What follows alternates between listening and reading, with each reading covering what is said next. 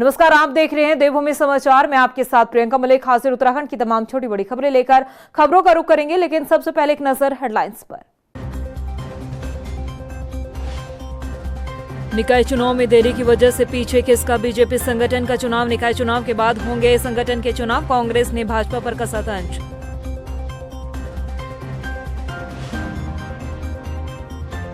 उत्तराखंड में खेल महाकुंभ विजेता खिलाड़ियों को सीधी भर्ती में मिलेगा आरक्षण। शासन को प्रस्ताव भेजने की तैयारी कर रहा विभाग, खिलाड़ियों को मिलेगा 4% का लाभ। अंकिता हत्याकांड में बीजेपी विधायक रेणु बिष्ट पर उठे फिर सवाल। अंकिता के परिवार ने की विधायक को केस में आरोपी बनाने की मांग। सवाल, कब मिलेगा अंकिता भंडारी को इंसाफ। और देहरादून की नदी नालों में कूड़ा डालने वालों की अब खैर नहीं, नगर निगम ने अपनाया सख्त रुख, जुर्माने के साथ कानूनी कार्रवाई की भी दी चेतावनी। हेडलाइंस के बाद बुलेटिन में खबरें विस्तार से। उत्तराखंड में निकाय चुनाव में लगातार देरी की वजह से अब बीजेपी के संगठनात्मक चुनाव भी पीछे खिसक गए हैं, जिसे अब बीजेपी हाईकमान ने भी मंजूरी दे दी है। अब इसी बहाने मुख्य विपक्षी दल कांग्रेस लगातार बीजेपी पर तंज कसती हुई नजर आ रही है। ये रिपोर्ट देखिए। उत्तराखंड में निकाय चुनाव की तैयारी के बीच बीजेपी ने अपने संगठनात्मक चुनाव को पीछे कर दिया है। पहले दिसंबर तक संगठन के चुनाव पूरे होने के साथ ही नए प्रदेश अध्यक्ष का भी चयन संभव माना जा रहा था, लेकिन अब माना जा रहा है कि निकाय चुनाव संपन्न होने के बाद बीजेपी के संगठनात्मक चुनाव होंगे।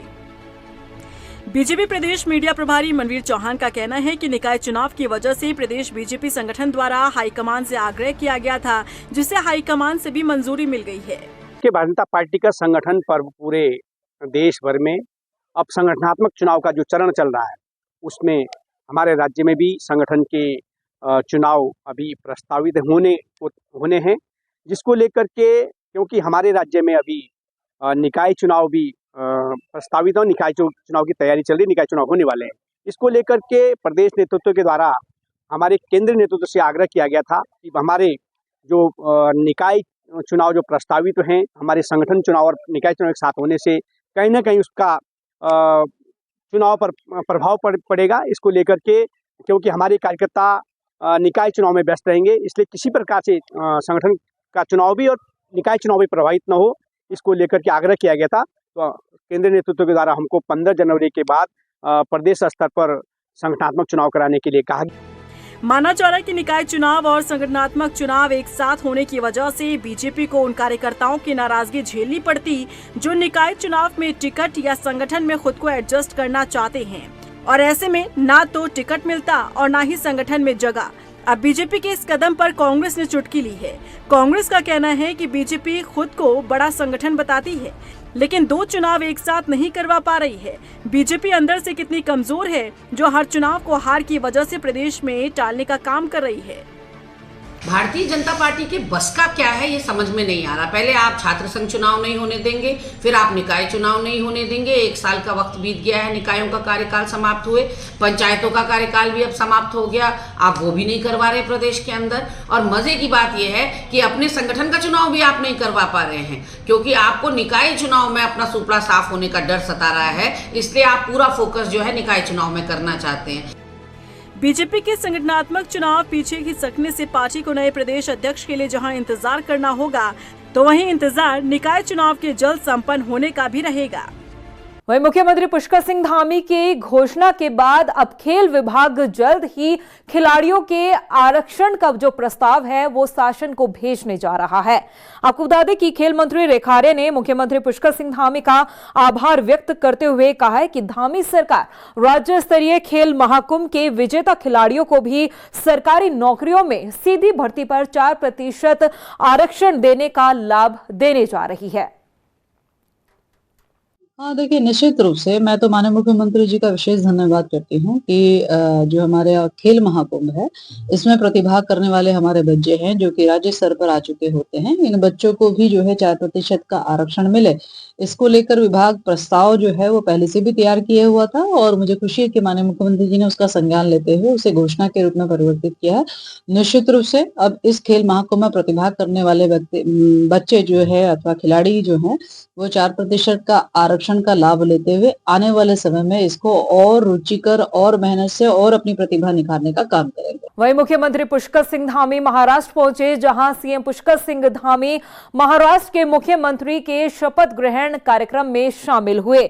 इस मौके पर मुख्यमंत्री पुष्कर सिंह धामी ने सीएम देवेंद्र फडणवीस को बधाई दी। आपको बता दें कि सीएम धामी महाराष्ट्र चुनाव में स्टार प्रचारक के तौर पर वहां पहुंचे थे और इस दौरान मुख्यमंत्री पुष्कर सिंह धामी ने वहां पर जिन जिन सीटों पर प्रचार प्रसार किया है, बीजेपी ने उन सीटों पर जीत हासिल की है। उत्तराखंड की बेटी अंकिता भंडारी को अभी तक इंसाफ नहीं मिल पाया है। ये जो पूरा मामला है, अंकिता हत्याकांड अभी भी अनसुलझा है। समय समय पर इस मामले को लेकर कई सवाल खड़े होते रहे हैं और अब इस पूरे मामले को लेकर एक बार फिर से अंकिता भंडारी के माता पिता ने सवाल खड़े करते हुए बीजेपी विधायक रेणु बिष्ट को इस पूरे केस में आरोपी बनाने की मांग की है। यह रिपोर्ट देखिए। अब भी अनसुलझा है अंकिता भंडारी हत्याकांड। सवालों के घेरे में बीजेपी विधायक रेणु बिष्ट। अंकिता के परिवार ने की विधायक को आरोपी बनाने की मांग। कब मिलेगा उत्तराखंड की बेटी अंकिता को इंसाफ? ये है उत्तराखंड की बेटी अंकिता भंडारी के माता पिता, जो अपनी बेटी को इंसाफ दिलाने के लिए एक लंबी लड़ाई लड़ रहे हैं। बेटी का नाम सुनते ही मां की आंखें छलक उठती हैं, तो पिता बेटी को इंसाफ दिलाने के लिए जिगरा मजबूत किए आगे बढ़ रहे हैं। अंकिता भंडारी हत्याकांड मामला अभी कोर्ट में चल रहा है, लेकिन इस बीच अंकिता के परिवार ने यमकेश्वर से बीजेपी विधायक रेणु बिष्ट पर गंभीर आरोप लगाए हैं और इस हत्याकांड में विधायक रेणु बिष्ट को आरोपी बनाने की मांग की है। मुख्य पैरोकार आशुतोष नेगी के साथ अंकिता के माता पिता ने प्रेस कॉन्फ्रेंस कर बीजेपी विधायक को साक्ष्य मिटाने का आरोपी बनाने की मांग की है और अब तक उनके बयान दर्ज नहीं होने पर गंभीर आपत्ति जताई है। जो रिजॉर्ट जिस रिजॉर्ट में जिस कमरे में मेरी लड़की रहती थी, वो रिजॉर्ट तोड़ा गया और मैं भी नहीं बोल रहा हूँ, खुद गवाह के बयानों में दीपक अरोड़ा द्वारा कहा गया कि रेणु बिष्ट के आदेश पर रिजॉर्ट तोड़ा गया और कोर्ट ने अभी उनको आरोपी सिद्ध नहीं किया गया। फिर दूसरा ये कि जो पुल की तार है, अंकित गुप्ता, सौरभ भास्कर, रेणु बिष्ट और अजय कुमार, इनकी कॉल डिटेल कंगाली जाए। ये मैंने पहले एक ज्ञापन भेजा था, बहुत पहले भी मैं कहते आ रहा हूँ, लेकिन अभी तक बिल्कुल एसआईटी बिल्कुल चुपचाप मौन धारण कर रही है। बता दें कि अंकिता हत्याकांड मामले में बीजेपी विधायक रेणु बिष्ट की भूमिका पहले से ही संदेह के घेरे में रही है, लेकिन अभी तक रेणु बिष्ट को आरोपी नहीं बनाया गया। यहां तक कि कोर्ट में जेसीबी चालक ने जो राज उगला, उसके बाद उम्मीद की जा रही थी कि रेणु बिष्ट पर कार्रवाई हो सकती है, लेकिन फिलहाल अभी तक ऐसा होता नहीं दिख रहा। 23 सितंबर 2022 की रात जेसीबी से वनंतरा रिजॉर्ट तोड़ने वाले जेसीबी ऑपरेटर दीपक ने कोटद्वार कोर्ट में अपनी अहम गवाही में बताया कि उस रात रिजॉर्ट को 2 बार तोड़वाया गया। पहले तत्कालीन एसडीएम प्रमोद कुमार और पुलिस कर्मियों की देखरेख में रिजॉर्ट की बाहरी दीवार तोड़ी गई। उसके बाद देर रात 1 बजे फिर से रिजॉर्ट को तुड़वाया गया। स्थानीय विधायक रेणु बिष्ट ने जेसीबी को दोबारा बुलवाकर अंकिता के कमरे समेत 2 कमरों को खास तौर पर तोड़ने का आदेश दिया था। अब अंकिता भंडारी का परिवार इसी आधार पर बीजेपी विधायक रेणु बिष्ट को आरोपी बनाने की मांग कर रहा है।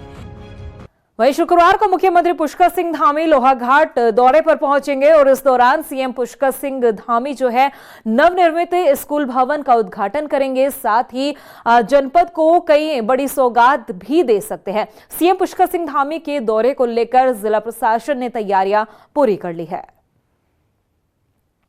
देहरादून की नदी नालों में कूड़ा फेंकने वालों की अब खैर नहीं, क्योंकि नगर निगम अब सख्त रुख अपनाने जा रहा है। आपको बता दें कि तक नगर निगम की टीम ने बिंदाल नदी के किनारे कूड़ा डालने वाले 76 लोगों का चालान किया है, जबकि एक व्यक्ति पर 50,000 रुपए का जुर्माना भी लगाया और इसके अलावा कानूनी कार्रवाई की भी चेतावनी दी गई है। स्थानीय लोगों के द्वारा कूड़ा आसानी से नदी और नालों में डाल दिया जाता है, जबकि हमारे डोर टू डोर व्हीकल हैं उनमें कूड़ा नहीं डाला जा रहा है। इसको लेकर के एक लगातार अभियान जारी है। जो भी व्यक्ति नदियों में या नालों में ऐसे स्थानों पर, सार्वजनिक स्थान पर कूड़ा फेंक रहे हैं, व्यक्तिगत चालान भी किए जा रहे हैं और कोई संस्था या कोई एजेंसी भी अगर इस तरह का उल्लंघन कर रही है तो उनके विरुद्ध भी चालानी कार्रवाई की जा रही है। इस क्रम में अभी तक हमने व्यक्ति विशेष के 76 चालान अभी तक किए हैं और इसके अतिरिक्त जो बल्क जनरेटर भी कूड़ा नदियों में डाल रहे हैं उनके भी बड़े चालान हम लोगों के द्वारा लगातार किए जा रहे हैं। और प्रयास किया जा रहा है कि लोग नदी नालों में कूड़ा न फेंकें। उधर हल्द्वानी के उखलकांडा में जमीन फर्जीवाड़े को लेकर बीजेपी विधायक राम सिंह केड़ा ने ग्रामीणों के साथ डीआईजी से मुलाकात की है।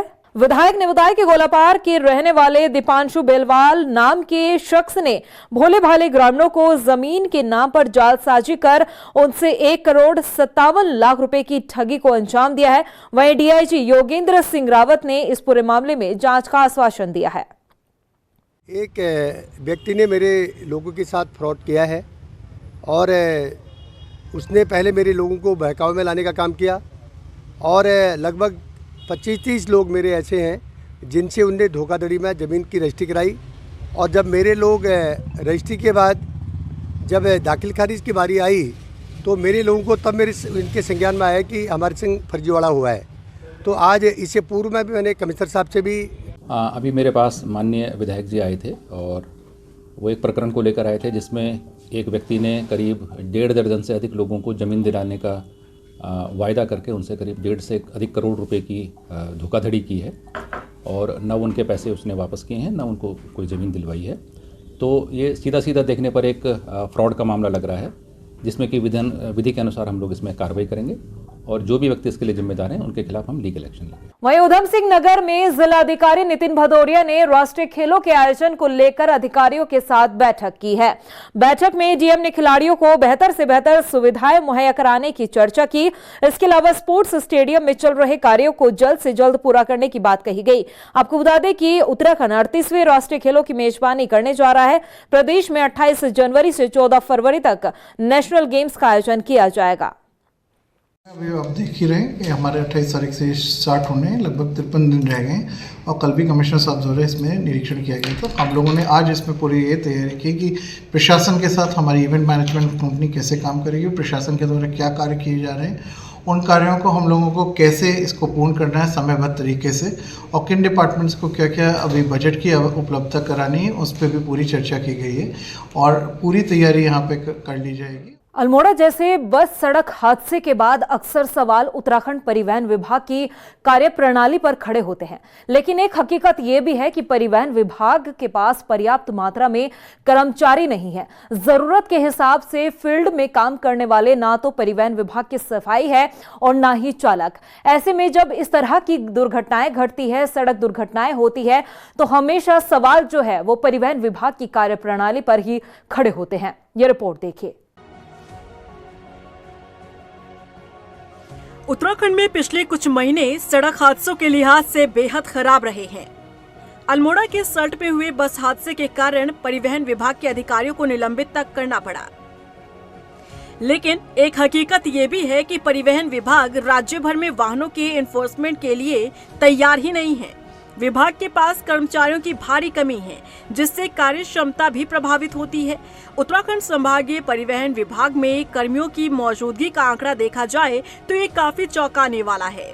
फील्ड स्तर पर देखा जाए तो एनफोर्समेंट के लिए सिपाही का पद बेहद अहम होता है। आंकड़े ये जाहिर करते हैं कि फील्ड में काम करने वाले सिपाही परिवहन विभाग के पास पर्याप्त संख्या में मौजूद ही नहीं है। परिवहन विभाग में सिपाही के 215 पद स्वीकृत हैं। इनमें से केवल 65 पदों पर ही रेगुलर सिपाही की तैनाती है। हालांकि इस कमी को देखते हुए 110 पदों पर सिपाही की भर्ती करने की कोशिश की गई थी। इसके लिए उत्तराखंड अधीनस्थ सेवा चयन आयोग को अधियाचन भी भेजा गया। खास बात यह है कि आयोग ने भी काफी तेजी से इन पदों पर भर्ती प्रक्रिया को आगे बढ़ाया। प्रक्रिया को पूरा करते हुए रिजल्ट भी घोषित कर दिए गए हैं। अब उत्तराखंड अधीनस्थ सेवा चयन आयोग के अध्यक्ष GS मर्तोलिया का कहना है कि जल्द ही इस भर्ती की तकनीकी खामियों को खत्म करते हुए नए रिजल्ट को घोषित कर दिया जाएगा। इसका रिजल्ट करीब करीब तैयार हो गया है। इसमें असली में दिक्कत थोड़ा विलम्ब के कारण बताऊँ मैं आपको, क्योंकि इसमें एक्साइज डिपार्टमेंट में दो डिपार्टमेंट के एग्ज़ाम थे। कुछ डिपार्टमेंट में केवल क्वालिफाइंग था और कुछ डिपार्टमेंट में उनके फिजिकल के नंबर जोड़ने थे, तो उसको थोड़ा सा समय लग गया। हमारा कंप्लीट हो गया रिजल्ट हमारा। हमारी कोशिश है कि इस सप्ताह हम इसका रिजल्ट निकाल करके रिकमेंडेशन संबंधित विभाग को भेज दें। मतलब परिवहन विभाग को जल्दी ही सिपाही के पद को अब बिल्कुल परिवहन और एक्साइज दोनों को समय इसी सप्ताह हम कोशिश करेंगे कि इनके रिकमेंडेशन हम भेज दें। प्रदेश में सड़क हादसे होने के बाद परिवहन विभाग पर ही सवाल खड़े होते हैं। लेकिन आज तक परिवहन विभाग में चालकों के ढांचे को बढ़ाया नहीं जा सका है। साथ ही सिपाही की भी भर्ती नहीं हुई है। वहीं हल्द्वानी में चौराहे और सड़क चौड़ीकरण को लेकर लगातार कार्रवाई की जा रही है और इसी अभियान के तहत प्रशासन ने कुसुमखेड़ा तिराहे के पास गुलाबी बिल्डिंग पर पीला पंजा चलाया और इस कार्रवाई को लेकर एसडीएम परितोष वर्मा ने बताया कि अतिक्रमणकारियों को वक्त दिया गया था, बावजूद इसके जगह को खाली नहीं किया गया। वहीं लोक निर्माण विभाग के अधिशासी अभियंता ने बताया कि कुसुमखेड़ा चौराहे पर सड़क चौड़ीकरण के साथ ही घंटाघर जैसा एक ऐतिहासिक स्ट्रक्चर तैयार किया जाएगा जो शहर की पहचान बनेगा। देखिए, यहाँ पे कुसुमखेड़ा चौराहे पे एक आवासीय लीज थी जिसे निरस्त कर दिया गया है और क्योंकि यहाँ पे लोक निर्माण विभाग को द्वारा सड़क की आवश्यकता बताई गई है तो इसी की आवश्यकता के दृष्टि ये लीज भी निरस्त की गई है और इस जगह को लोक निर्माण विभाग को हैंड ओवर भी कर दिया गया है। इसकी बिल्डिंग जो 5 मंजिला भवन था, इसको तोड़ने के लिए भवन स्वामी द्वारा समय मांगा गया था और निर्धारित समय उपरांत भी भवन स्वामी द्वारा क्योंकि भवन को ध्वस्त नहीं किया गया, इस कारण आज यहाँ पे विभाग के द्वारा बलपूर्वक इसको तोड़ा जा रहा है। इसको तोड़ने के लिए हम लोगों ने इनको नोटिस दिया था, साथ में समय भी दिया था कि इसको तोड़ लें, तो इसमें काफ़ी इन्होंने लंबा समय लगा लिया था। तो अंततः जो है पुलिस प्रशासन और हम सभी लोग यहाँ पर आज इकट्ठा हुए हैं, तो हमने निर्णय लिया है कि इस काम को हमें जल्द से जल्द शीघ्र निपटाना है और जनता के लिए हम इसको समर्पित करें।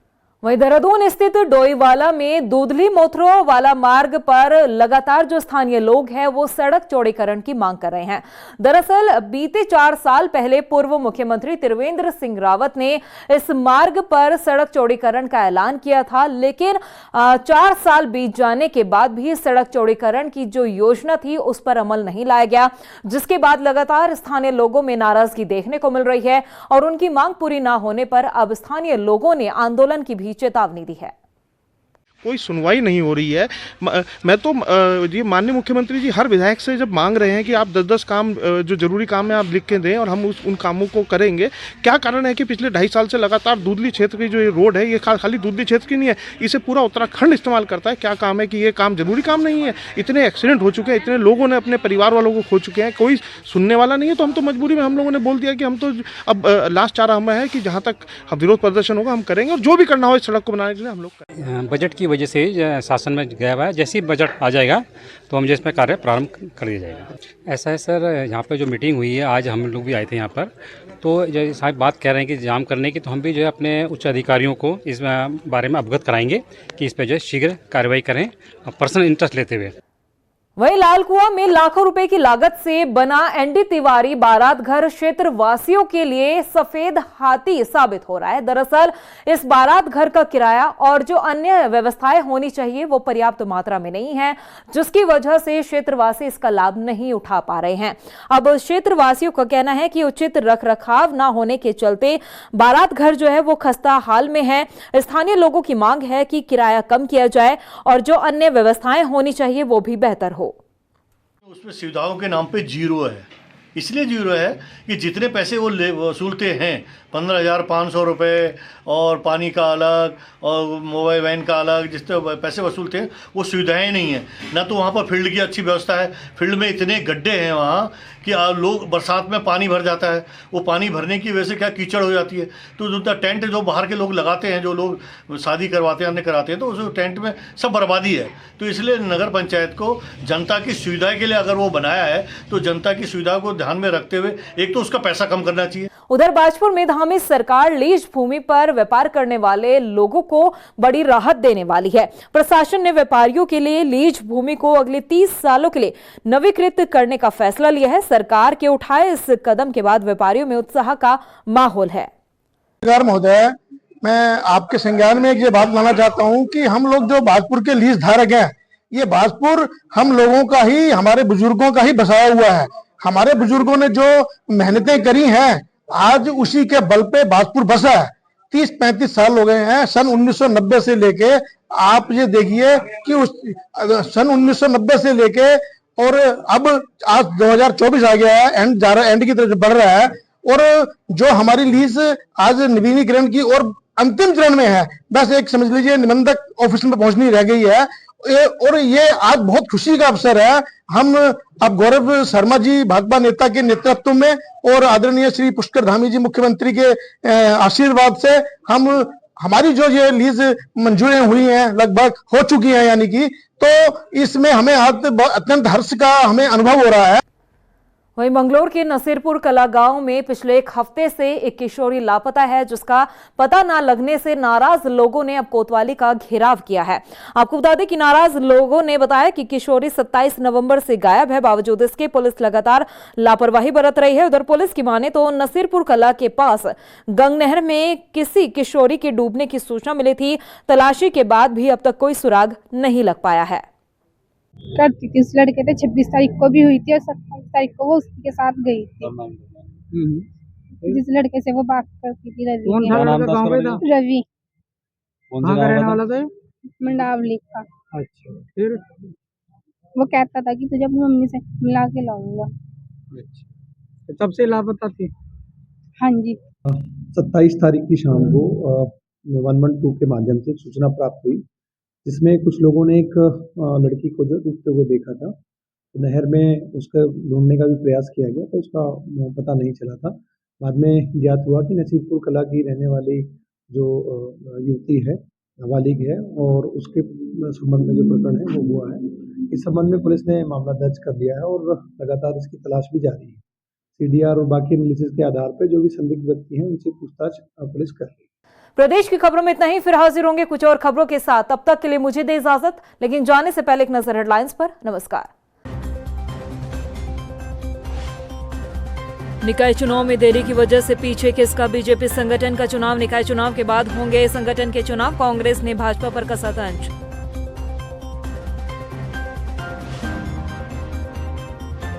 उत्तराखंड में खेल महाकुंभ विजेता खिलाड़ियों को सीधी भर्ती में मिलेगा आरक्षण। शासन को प्रस्ताव भेजने की तैयारी कर रहा विभाग। खिलाड़ियों को मिलेगा 4% का लाभ। अंकिता हत्याकांड में बीजेपी विधायक रेणु बिष्ट पर उठे फिर सवाल। अंकिता के परिवार ने की विधायक को केस में आरोपी बनाने की मांग। सवाल, कब मिलेगा अंकिता भंडारी को इंसाफ।